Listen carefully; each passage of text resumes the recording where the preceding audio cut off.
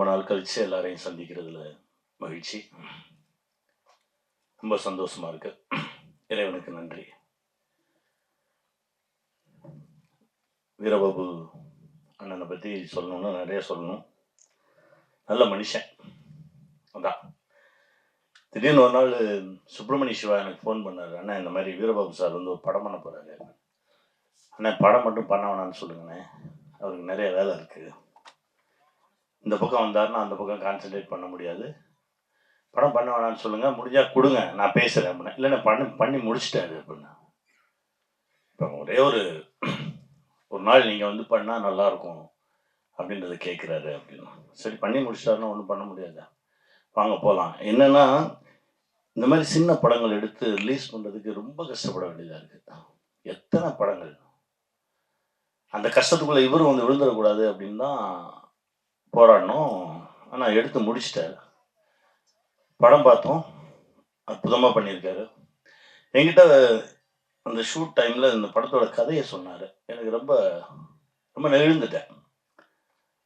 அதாவது தாயும் தகப்பனும் வேலைக்கு போகிறாங்க, ஒரு குழந்தைய வீட்டில் விட்டுட்டு போகிறாங்க.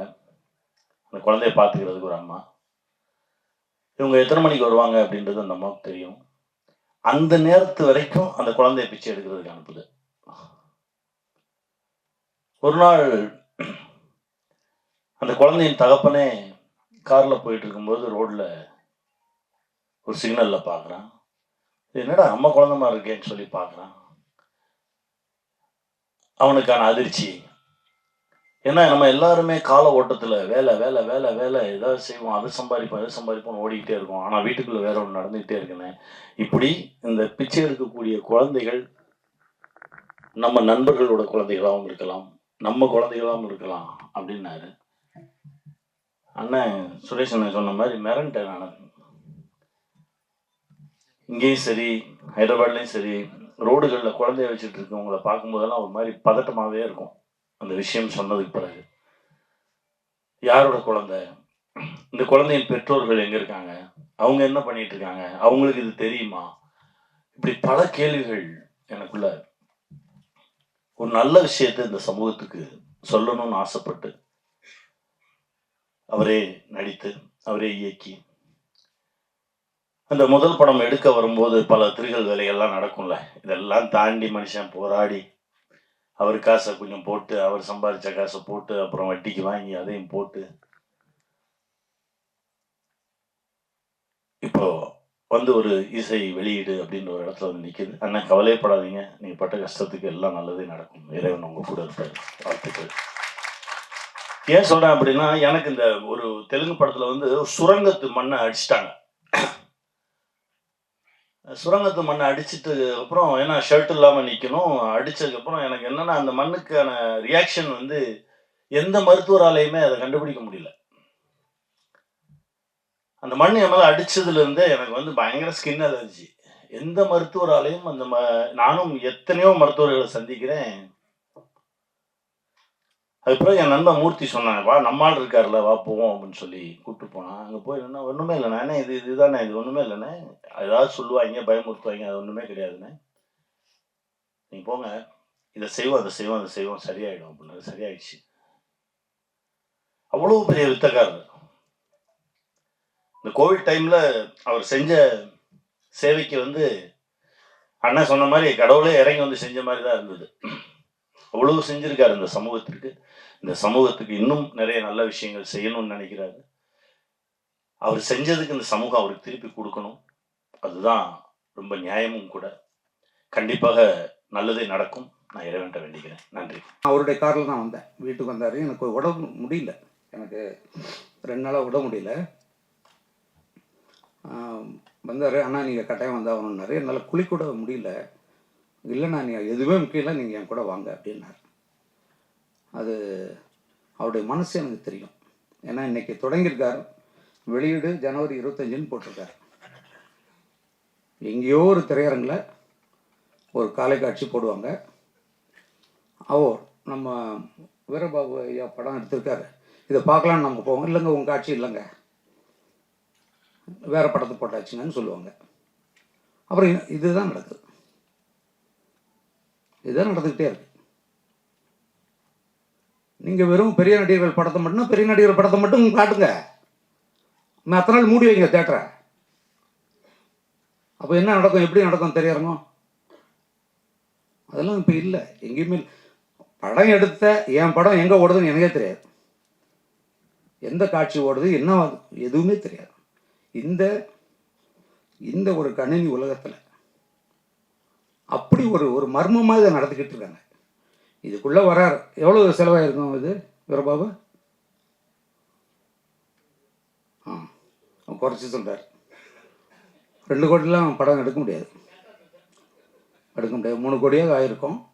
அந்த 3 கோடியை இந்த மனிதன் எப்படி அந்த அந்த வருவாய் எப்படி ஈட்டியிருப்பார்? எனக்கு அந்த கவலை தாங்க. ஏன்னா அவருக்கு 2 குழந்தைகள் இருக்காங்க, மிக எளிய குடும்பம். நான் வீட்டுக்கெல்லாம் போவேன், உணவு அருந்துவேன். அதுதான் எனக்கு பெரும் கவலையாகவே இருக்குது. இங்கே வந்ததுலேருந்து பெரும் கவலையாக அதுதான். அவருடைய கடமையை அவர் செய்துட்டார், அவருக்கு திருப்பி தர வேண்டியது தமிழருடைய கடமை. நன்றி.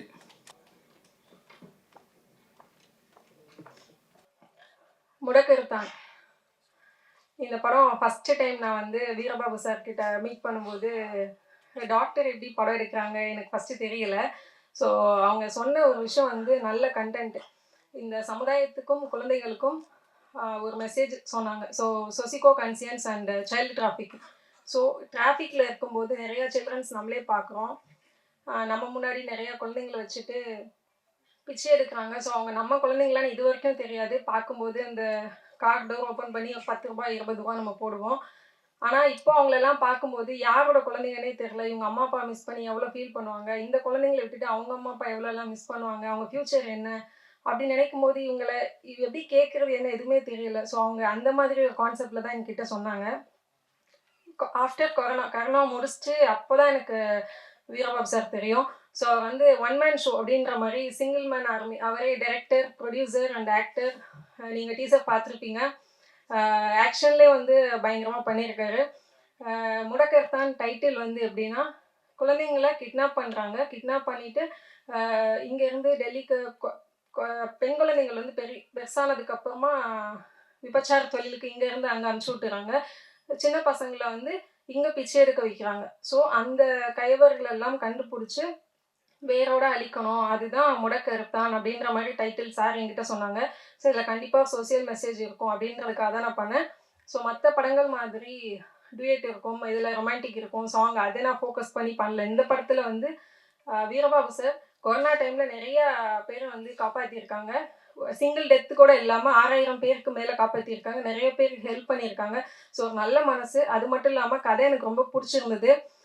எங்களுக்கும் ஷூட்டிங்கில் வந்து கொரோனாக்கு அப்புறம் தான் ஷூட் பண்ணோம். ஸோ அந்த டைமில் ஹெர்பல் டீ, அதுக்கப்புறம் ஃபுல்லாக மில்லட்ஸ் ஃபுட்டு அந்த மாதிரி தான் எங்களுக்கும் கொடுத்து எல்லாரையுமே கேர் பண்ணி பார்த்துக்கிட்டாங்க. அதுக்கப்புறம் ஃபுல் அண்ட் ஃபுல்லு டைரக்ஷன் அவங்களே தான். சிற்பி சார் அவங்களோட மியூசிக்கில், சந்தான பாரதி சார் அவங்க லிரிக்ஸ்டில், சின்மய் மேம் அவங்க வாய்ஸில், குழந்தைங்களுக்கான ஒரு சாங் வந்து சின்னக்குள் சித்ரா மேம் அவங்க பாடியிருக்காங்க. காமெடிக்கு எதுவும் பஞ்சமே இல்லை. ஸோ அவங்க சோசியல் மெசேஜ் சொன்னால் கூட சாம் சார், காதல் சுமார் சார் அண்ட் கொட்டாச்சி சார் அதுக்கப்புறம் எல்லோரும் பண்ணியிருக்காங்க. கண்டிப்பாக இந்த படம் வந்து நல்லா வந்திருக்கு, எல்லோரும் தியேட்டரில் பாருங்கள். அதை அடுத்து January 5 வந்து கும்பாரி படம் ரிலீஸ் ஆகுது, 25 முடக்கர்தான் படமும் ரிலீஸ் ஆகுது. மக்கள் எல்லோரும் பேதாரவு கொடுக்கணும். 2016 15 அந்த டைம் டிசம்பரில் இங்கே சென்னையில் ஃப்ளட்டு வந்துச்சு, எல்லோரும் ரொம்ப கஷ்டப்பட்டாங்க. ஸோ அதே பேரழிவு இப்போ வந்துருமோன்னு சொல்லி ரொம்ப பயமாக இருந்துச்சு. ஏன்னா எவ்ரி டிசம்பர் வந்தாலே வந்து சென்னைக்கும் ரெயினுக்கு ஒரு கனெக்டிவிட்டி இருக்குது. ஸோ இப்போவும் ரெயின் வந்துச்சு, பட் அந்தளவுக்கு எதுவும் எஃபெக்ட் இல்லை. மக்களால் முடிஞ்ச அளவுக்கு எல்லாருமே ஹெல்ப் பண்ணோம். ஸோ நீங்களும் உங்களால் முடிஞ்சவங்களுக்கு ஹெல்ப் பண்ணுங்கள். இப்போ தூத்துக்குடி, திருநெல்வேலி பக்கம் தான் ரெயின் இருக்குது. ஸோ மறுபடியும் மழைக்கெல்லாம் சொல்லியிருக்காங்க. எல்லோரும் ரொம்ப சேஃபாக இருங்க, சேஃப் ரொம்ப முக்கியம். கண்டிப்பாக நீங்கள் எல்லாம் சப்போர்ட் பண்ணணும். இந்த வருஷத்தில் எனக்கு 2 படம் ரிலீஸ் ஆகிருக்கு. கருமேகங்கள் கலைகின்றன, வா வரலாமா. ஸோ ஜான்வரிலையும் ரிலீஸ் ஆகுது. மக்களோட சேஃப் ரொம்ப முக்கியம், மழை வரும்னு சொல்லியிருக்காங்க. சேஃபாக இருங்க, படத்துக்கு எல்லாரும் சப்போர்ட் பண்ணுங்கள். மருத்துவத்துறை சார்ந்த ஒருவன் திரைப்படத்துறைக்கு வந்திருக்கிறான் அப்படிங்கிற ஒரு கேள்வியெல்லாம் நிறைய நண்பர்கள், எதுக்குடா உனக்கு இந்த வேலை, ஒழுங்காக கஷாயத்தை கொடுத்தோமா பொழப்பு நடத்தணுமா போக வேண்டியதானே அப்படிங்கிற அறிவுரை நிறைய நண்பர்கள் சொல்லிட்டாங்க. ஆனால் சின்ன வயசுலேருந்து நம்மளுக்கு ஒரு ஆசை இருக்கும் இல்லையா, நான் முதலைய சாலை கிராமத்தில் வந்து அந்த மருத்துவமனையும் மூலிகை உணவும் சாலை கிராமத்தில் தொடங்குறதுக்கான காரணமே நிறைய திரைத்துறை நண்பர்கள் நட்பு வரும். ஏதாவது ஒரு காட்சியில் நம்ம நடிப்போம், ஏதாவது ஒன்று செய்வோம் திரைத்துறையில் ஆசையில் தான் நான் சாலை கிராமத்தில் முதல் முறையாக இந்த விஷயத்தை நான் தொடங்கினேன். அதுக்கப்புறம் யார்கிட்டையும் நம்ம போய் இதை கேட்குற நம்ம நிலைமையிலையோ சொல்கிற நிலைமையிலையோ இல்லை. அதனால் நம்மளுக்கான தகுதி வரும்போது இது களத்தில் இறங்குவோம் அப்படின்னு பொறுமையாக இருந்தோம். சூழ்நிலை கொஞ்சம் சாதகமாக வந்தது, அதனால் நம்ம இறங்கியிருக்கோம். இந்த படத்தில் வந்து நம்ம வந்து ஒரு கோரிக்கை வச்சுருக்கோம். இந்த படத்துடைய முக்கிய விஷயமே இந்த அரசியல்வாதிகள் இடத்துல, இந்த அதிகாரிகள் இடத்துல நம்ம ஒரு கோரிக்கை வச்சுருக்கோம். என்ன கோரிக்கைன்னா, பெருசாக நம்ம வந்து பெரிய கோரிக்கைலாம் வைக்க முடியாது. நம்ம என்ன டாஸ்மார்க் மூடுங்கன்னு கோரிக்கை வைக்க முடியுமா? கண்டிப்பாக அவங்களால அதை செய்ய முடியாது.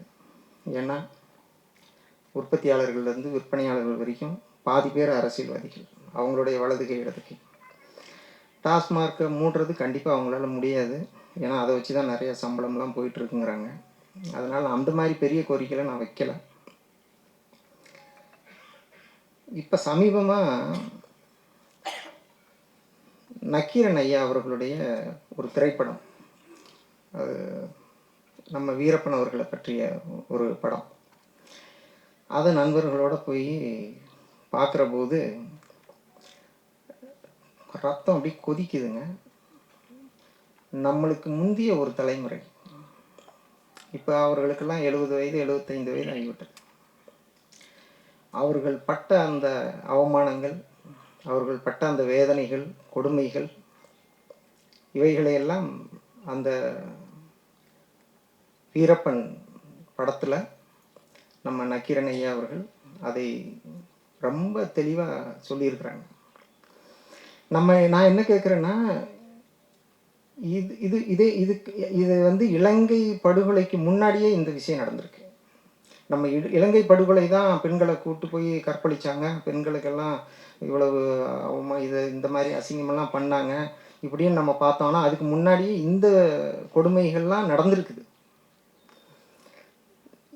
அரசியல்வாதிகள்கிட்ட நான் என்ன கேட்குறேன்னா, நீங்கள் தேர்தல் வாக்குறுதி கொடுக்கும்போது 1000 ரூபா தரேன், 2000 ரூபா தரேன், மிக்சி தரேன், கிரைண்டர் தரேன்னு சொல்கிறத விட இந்த மாதிரி கொடுமைகள் நடக்காதுன்னு ஒரு உறுதி கொடுங்க, எல்லாரும் சந்தோஷப்படுவாங்க.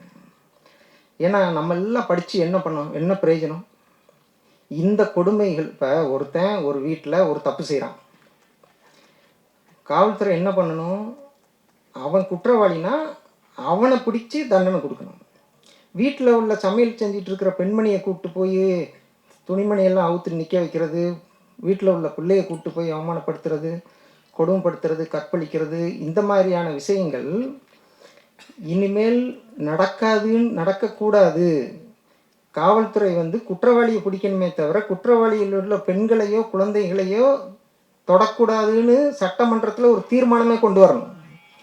இது வந்து ரொம்ப முக்கியமானது. ஆனாலும் இப்போ சிறைச்சாலையில் பார்த்தீங்கன்னா, அந்த சிறை தண்டனைக்கு போயிட்டு வெளியில் வர்றவங்க பார்த்தீங்கன்னா 300 ரூபாய்க்கு உள்ளே பீடி விற்கிறாங்களாம், 3000 ரூபாய்க்கு பிரியாணி விற்கிறாங்களாம், ஓரமாக அசிங்கம்லாம் நடக்குதாம். இதெல்லாம் வந்து வெளியில் வந்து சொல்கிறாங்க. சிறைச்சாலை இன்னும் 40-50 வருஷம் இப்படியே தான் போயிட்டுருக்கு, இனிமேல் இப்படி தான் போயிட்டுருக்குமா? அதெல்லாம் ஒரு மாற்றம் கொண்டு வரணும்னு அரசியல்வாதிகளுக்கு தெரியக்கூடாதா? அந்த சிந்தனை அவர்களுக்கெல்லாம் வர்றதில்லை. ஒரே விஷயந்தான், நோட்டு ஓட்டு, இந்த ரெண்டை நோக்கி தான் அவங்களுடைய பயணமே இருந்துகிட்ருக்குது.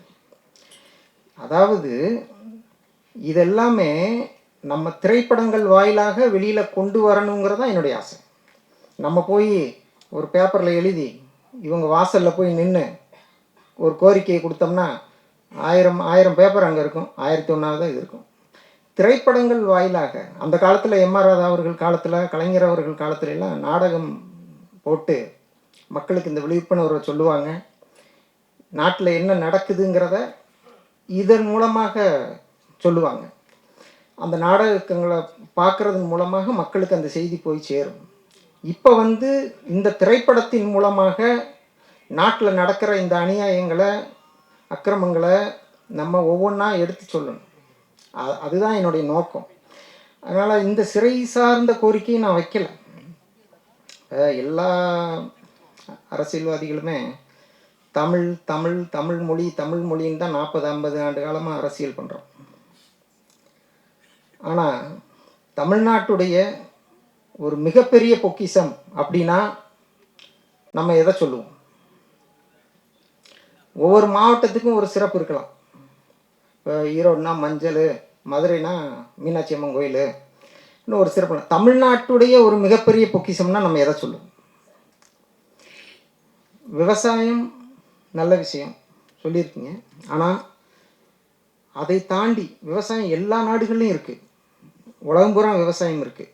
அதை தாண்டி ஒரு விஷயம் தமிழ்நாட்டுடைய மிகப்பெரிய பொக்கிஷம் அப்படின்னா தமிழ் மருத்துவம், சித்த மருத்துவம். ஆனால் இந்த 40-50 ஆண்டு காலமாக இந்த அரசியல்வாதிகள் அது அவமானப்படுவதை, அசிங்கப்படுவதை வேடிக்கை தான் பார்த்தார்கள். இந்த பக்கம் தொலைக்காட்சியில் ஆபாசமாக உடையணிந்த ஒரு பெண்மணி, இந்த பக்கம் ஒன்றுமே படிக்காத ஒரு ஆள், கொச்சையாக இந்த அம்மா கேள்வி கேட்கும், இவர் அசிங்கமாக பதில் சொல்வார். இது என்னன்னு கேட்டால் இந்த ஆள் சித்த மருத்துவர்னு போட்டுக்குவார். அதாவது பல ஆண்டுகளாக 40-50 ஆண்டு காலமாக நிறைய வயது மூத்த வைத்தியர்கள்லாம் நிறைய கிராமங்களில் நல்ல சேவை செஞ்சிட்ருக்குறாங்க, நல்ல வைத்தியம் பண்ணிகிட்ருக்குறாங்க. ஆனால் சில பேர் பணம் படைத்தவர்கள், அரசியல்வாதிகளின் வலதுகை இடதுகை எல்லாம் தெரிந்தவர்கள்லாம் தொலைக்காட்சியில் உட்கார்ந்து இந்த தமிழ் மருத்துவத்தை அவ்வளவு கேவலப்படுத்தியிருக்காங்க. இப்போ மக்கள், பொதுமக்கள் இந்த டிவியை பார்க்கும்போது என்ன நினைப்பாங்க? ஏடா சித்த மருத்துவர்னு போட்டுக்கிறான், இவ்வளவு கேவலமாக அசிங்கமாக பேசுகிறான், கொச்சையாக பேசுகிறான், ஆபாசமாக பேசிகிட்டு இருக்கிறான்.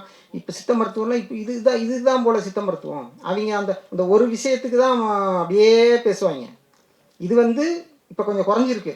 நான் சொல்கிறது ஒரு 30-40 வருஷத்துக்கு முன்னாடி சொல்கிறேன், 30-40 வருஷமாக சொல்கிறேன். அவங்களால இந்த மருத்துவத்தை விரும்பாமல் எல்லாமே அத்தனைக்குமே ஆங்கில மருத்துவங்கிற மாதிரி மக்கள் படையெடுக்க தொடங்கிட்டாங்க. இதுவும் ஒரு காரணம். அதாவது தமிழ் மருத்துவத்தை தமிழ் மொழின்னு பேசுகிறவங்க இந்த தமிழ் மருத்துவத்துக்கும் ஒரு வழி செய்யணும்னா, இப்போ ஒரு அரசியல்வாதி, ஏப்பா யார்ப்பா நீ இவ்வளோ அசிங்கமாக கொச்சையாக ஆபாசமாக பேசிகிட்டு இருக்கிற, அந்த பிள்ளை இவ்வளோ அசிங்கமாக ட்ரெஸ்ஸு போட்டிருக்கு, நீ யார், என்ன அப்படின்னு கேட்கணுமா இல்லையா? ஒத்த அரசியல்வாதி கேட்கலங்க. இதே விஷயத்த படிக்காத ஒரு நபர் ஆங்கில மருத்துவத்தை பற்றி டிவியில் உட்காந்துக்கிட்டு இந்த பேரஸ்டமால் அந்த ஓஃப்லைன் அப்படின்னு பேச முடியுமா? தமிழ் மருத்துவங்கிறதுனால ஒத்த அரசியல்வாதி கூட அக்கறை கிடையாது. பூரா, அதாவது நான் சொல்கிறேங்க, அடித்து சொல்கிறேன், உண்மையை சொல்கிறேன். முறையான தமிழ் மருத்துவத்தை சரியாக இந்த அரசு பயன்படுத்தினா நம்ம ஊர் மக்களையெல்லாம் உட்கார வச்சு சாப்பாடு போடலாம். வெளிநாட்டுக்காரன் பூரா இந்த மருத்துவத்துக்கு இங்கே வருவான், அவங்ககிட்ட கட்டணம் வாங்கலாம். இது வந்து நீ டாஸ்மாக் விற்கிறதுக்கு பதிலாக இதை சிறப்பாக செய்யுங்க. விஷயம் நிறைய இருக்குது. அது எதுவுமே மக்கள் இப்போ நம்புறதுக்கு தயாராக இல்லை.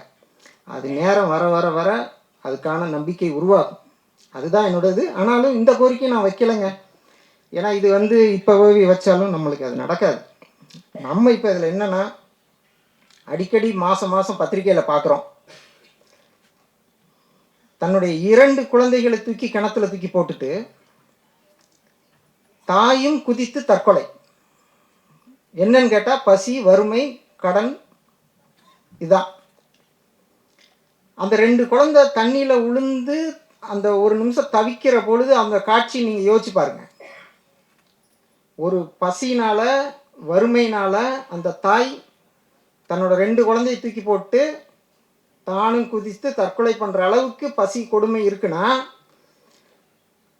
போன 4-5 நாளைக்கு முன்னாடி கூட ஒரு கர்ப்பிணி பொண்ணு தன்னுடைய முதல் குழந்தையை தூக்கி கிணத்துல போட்டுட்டு அதுவும் குடிச்சு செத்து போச்சு.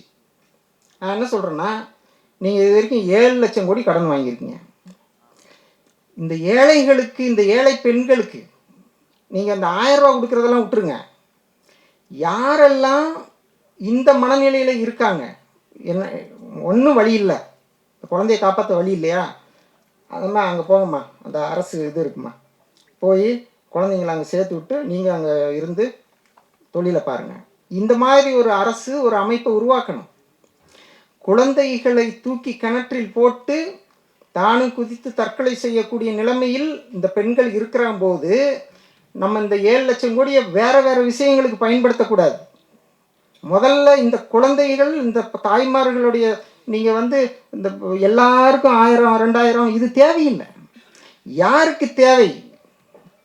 பசி பட்டினியெல்லாம் சரியாயிடுச்சா, அதுக்கப்புறம் நீங்கள் அடுத்த திட்டத்துக்கு போங்க.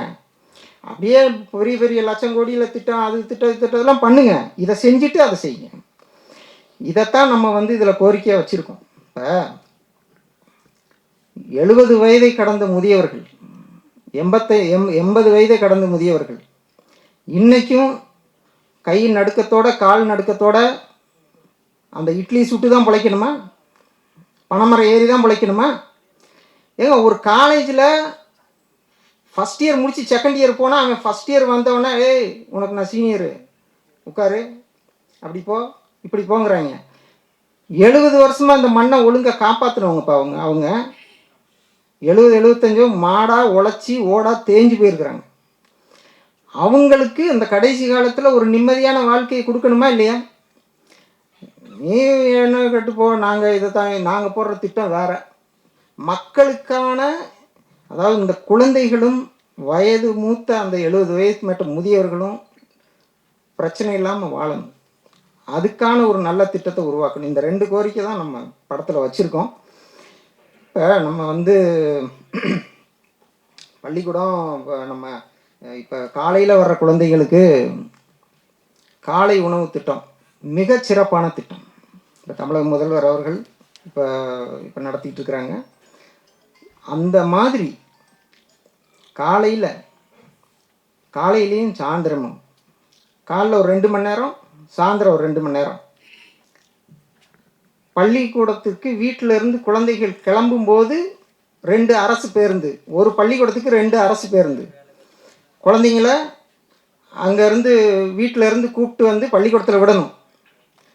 அதே மாதிரி சாயந்தரம் பள்ளிக்கூட குழந்தைகளுக்கு 2 அரசு பேருந்து, பள்ளிக்கூடத்துலேருந்து சாயந்தரம் ஒரு கையில் ஒரு கடலை மிட்டாய் கொடுத்து வீட்டில் போய் இறக்கி விடணும். இது எப்படி இருக்குன்னு யோசிச்சு பாருங்கள். பஸ்ஸில் தொங்கிக்கிட்டு போகிற அந்த குழந்தைகளுக்கு என்னைக்கு நீங்கள் மாற்று வழி செய்ய போகிறீங்க? பொதுமக்கள்லாம் இடத்த ஆக்கிரமிச்சிடுறாங்க. பள்ளிக்கூட வாசலில் வந்து குழந்தைங்க நிற்கிது, பையோட சுமந்துக்கிட்டு நிற்கிது. இந்த கூட்டத்தில் அவங்க அந்த குழந்தைங்க எப்படி இதில் ஏறி பயணிக்கும்? நீங்கள் இலவச பஸ் பாஸ் கொடுக்குறீங்க சரிதான், அவங்களுக்குன்னு ஒரு தனியாக 2 பேருந்தை கொடுத்தா எத்தனை கோடி ஆயிர போகுது? தாய்மார்களோட மனநிலையை பாருங்கள். காலையில் வீட்டு வாசலில் பேருந்து கூட்டிகிட்டு போயிட்டு சாயந்தரம் வீட்டில் வந்து கடலை மிட்டாயோட குழந்தைகளை இறக்கி விட்டால் அந்த தாய்மார்களோட மனநிலையை பாருங்கள். இதுதானே அங்கே வேணும். மாதத்துக்கு 1000 ரூபா கொடுக்குறதுல ஒன்றும் இது கிடையாது. இந்த மாதிரியான ஒரு கோரிக்கை தான் நம்ம படத்தில் வச்சுருக்கிறோம். அது தமிழக முதல்வருக்கு கோரிக்கை அப்படின்னே அதில் ஓப்பனாகவே நம்ம பேசியிருக்கோம். அது அவர்கள் இந்த படத்து ரிலீஸ் ஆன பிறகு ஜனவரி 25 நம்ம திட்டம் போட்டிருக்கோம், அதில் வந்துடும். இந்த கோரிக்கையை தான் நம்ம அதில் வச்சுருக்கிறோம். இப்போ இந்த திரைப்படத்தை தாண்டி நான் இப்போ நான் தப்பாக பேசுனா நீங்கள் நிறைய நேரம் பேசுகிறேன், அதை நீங்கள் நினச்சிக்க வேண்டாம். ஏன்னா நம்மளாம் சாமானியமான ஆட்கள்னாலாம் இந்த மாதிரி மேடையெல்லாம் நம்மளுக்கு கிடைக்காது. இப்போ இந்த கொரோனான்னு ஒரு விஷயம் 7-8 ஆண்டுகளுக்கு ஒரு முறை ஏதாவது ஒரு வைரஸ் காய்ச்சல், 7-8 ஆண்டுகளுக்கு ஒரு முறை உலகம் முழுக்க சிக்கன் குனியான்னு வந்துச்சு. அப்புறம் ஒரு 7-8 வருஷம் கழித்து டெங்குன்னு வந்துச்சு. அதுக்கப்புறம் ஒரு 7-8 வருஷம் கழித்து இப்போ கொரோனான்னு வந்துச்சு. இன்னும் வரும்னு தெளிவாகவே சொல்கிறாங்க. ஐநாவும் உலக சுகாதார அமைப்பும் தெளிவாக சொல்கிறான், கண்டிப்பாக வருது அப்படிங்கிறாங்க. இப்போ நம்ம போன தடவை மிகப்பெரிய ஆபத்தை நம்ம சந்தித்தோம், கொஞ்சம் மீண்டு வந்திருக்கிறோம். ஆனால் அதுக்கான திரும்ப வந்தால் எல்லோரும் இதிலிருந்து முழுமையாக மீண்டு வரணும், தப்பிக்கிறதுக்கு என்ன வழி வச்சுருக்கோம். இதே ஐசி வார்டு, இதே ஏசி ரூமு, இதே காலேஜில் கொண்டு போய் எல்லாம் அடைச்சி வச்சு இதே வழியை தான் செய்யணுமா? அதுக்கான மாற்று திட்டம் நீங்கள் என்ன திட்டு வச்சுருக்கீங்க? 5394 பேஷண்ட்டை நான் பார்த்தேன். அதோட கொரோனாவுடைய முழு விஷயத்தை நம்ம நேரில் கண்ணில் பார்த்துருக்கோம். அதுக்கு மெயினாக என்ன, முக்கியமாக என்ன தேவைப்படுது தெரியுமா? மருந்தா, மாத்திரையா, ஊசியா? கிடையாது. மருத்துவர்களா, செவிலியர்களா? கிடையாது. அதெல்லாம் வேணும். ஆனால் அதெல்லாம் விட கொரோனா நோயாளிகளுக்கு, நுரையீரல் பாதிக்கப்பட்டவர்களுக்கு ஒரு விஷயம் ரொம்ப ரொம்ப அவசியம். அதாவது நோயாளிகளின் உதவியாளர்கள், இதுதான் ரொம்ப முக்கியம். அரசு அதிகாரிகளே நல்லா பாருங்க, அந்த கொரோனா நோயாளிகள் அந்த இருந்த இருக்கையிலேயே, அந்த படுக்கையிலேயே சிறுநீர் மலம் கழிக்கிற சூழ்நிலை தான் இருக்கணும். அவர்கள் நடந்து கழிப்பறைக்கு போனால் நுரையீரல் வெகுவாக பாதிக்கப்பட்டு ஆக்சிஜன் குறையும். இதுதான் நம்ம கண்ணால் பார்த்தது. நம்ம கல்லூரியிலலாம், ஜவஹர் கல்லூரியில் பார்த்தீங்கன்னா படுக்கை அறை இங்கே இருக்கும், காலேஜோடைய அந்த பாத்ரூம் உங்களுக்கு தெரியும், அந்த கடைசியில் இருக்கும். இங்கேருந்து நோயாளி அங்கே நடந்து போயிட்டு வர்றதுக்குள்ளே ஆக்சிஜன் டவுன் ஆயிடும். நீங்கள் நல்ல மருத்துவர்கள், செவிலியர்கள்ட்ட கேட்டு பாருங்கள், அவங்க உண்மையை சொல்லுவாங்க. படுக்கையிலிருந்து கழிவறைக்கு போயிட்டு வரும்போதே இறந்து போனவர்கள் நிறைய பேர், கழிவறையிலே இறந்து போனவர்கள் நிறைய பேர். அதனால் அடுத்து ஒரு ஆபத்து தமிழ்நாட்டுக்கு வருகிற பொழுது, தமிழ்நாட்டில் எவ்வளவோ நல்ல விஷயங்கள் இருக்குது, எல்லா விஷயத்தையும் நம்ம ஒருங்கிணைக்கணும்னு நான் சொல்கிறேன். அதாவது தடுப்பூசி போடு, தடுப்பூசி போடு, தடுப்பூசி போடுன்னு சொன்னீங்க, எல்லோரும் போட்டோம். அடுத்து இன்னொரு 2வது தடுப்பூசி நீங்கள், அப்புறம் பூஸ்டர் நீங்கள், அப்புறம் ஏதோ மாஸ்டர்னு ஏதோ சொல்கிறாங்கன்னு நினைக்கிறேன். இப்படியே போனால் அதை விட திடீர்னு அவன் கம்பெனிக்காரன் வந்து இப்போ நிறுத்துங்கப்பா, இதில் ஏதோ சிக்கல் இருக்குது போடாதீங்கிறான். எப்போ? 1 வருஷத்துக்கு அப்புறம். அந்த மாதிரி விஷயங்களை நம்புங்க, அறிவியல் பூர்வமாக அவங்க செய்கிறாங்க, சரிதான். ஆனாலும் நம்மளுடைய மண் சார்ந்த இந்த மருத்துவத்தை மங்கி போக செய்யாதீர்கள். இந்த விஷயத்தையும் கொஞ்சம் கருத்தில் கொள்ளுங்கள். கொரோனா நோயாளிகளுக்கு நீங்கள் உடனே அங்கே அப்படியே பரவுதுன்னு செய்தி வந்தோன்னா ஆக்சிஜன் ரெடியா, பெட்டெல்லாம் ரெடியா? அதெல்லாம் விட முக்கியமானது என்ன தெரியுமா? நல்ல காற்றோட்டம், சுற்றி மரம், செடி, கொடியெல்லாம் இருக்கணும். ஜன்னலை திறந்தா சுத்தமான ஆக்சிஜன் கிடைக்கணும், சூரிய ஒளி உள்ளே வரணும். அந்த நோயாளிக்கு ஒரு 10 அடி தள்ளி இன்னொரு படுக்கை, இன்னொரு நோயாளி, இந்த பக்கம் 10 அடி தள்ளி ஒரு நோயாளி. அவங்க என்னப்பா நல்லா இருக்கியா, சாப்பிட்டியா, அப்படி பேசிக்கணும். 5 நோயாளிகளுக்கு ஒரு கழிப்பறை நடுவில் இருக்கணும். அந்த கழிப்பறையை சுத்தம் செய்வதற்கு ஒரு நபர் தனியாக இருக்கணும். இந்த நோயாளிக்கு 5 நோயாளிக்கு ஒரு உதவியாளர் இருக்கணும். அந்த உதவியாளருக்கு இரக்க குணம் இருக்கணும், நல்ல மனசு இருக்கணும். அந்த சிறுநீர் மலத்தை, அந்த அந்த டயப்பரை அதெல்லாம் எடுத்து வெளியில் போட்டு இவரை சுத்தம் செய்யக்கூடிய அந்த மனப்பக்குவம் கொண்ட இளைஞர்கள் நிறைய பேர் இருக்கிறாங்க. நம்ம கொரோனா வார்டுலாம் அந்த மாதிரி இளைஞர்கள், பெண்கள்லாம் அதில் வேலை செஞ்சாங்க. அந்த மாதிரியான ஆட்களை, நோயாளிகளின் உதவியாளர்கள் என்ற பணியை தயவு செய்து உருவாக்குங்கள். அதுதான் எல்லோரையும் காப்பாற்றும். நீங்கள் போடுற தடுப்பூசி, மாத்திரை, மருந்து இதெல்லாம் சரிதான், தப்புன்னு சொல்லலை. அதையெல்லாம் தாண்டி இந்த காலகட்டத்தில் முக்கியமானது நோயாளிகளின் உதவியாளர்கள். ஒன்றும் இல்லை, தைரியமாக நாளை சரியாக போயிடும் அப்படின்னு பேசக்கூடிய ஒரு உதவியாளர் வேணும். சாப்பாடை எடுத்து கொடுக்கணும், இல்லை ஊட்டி விடணும்.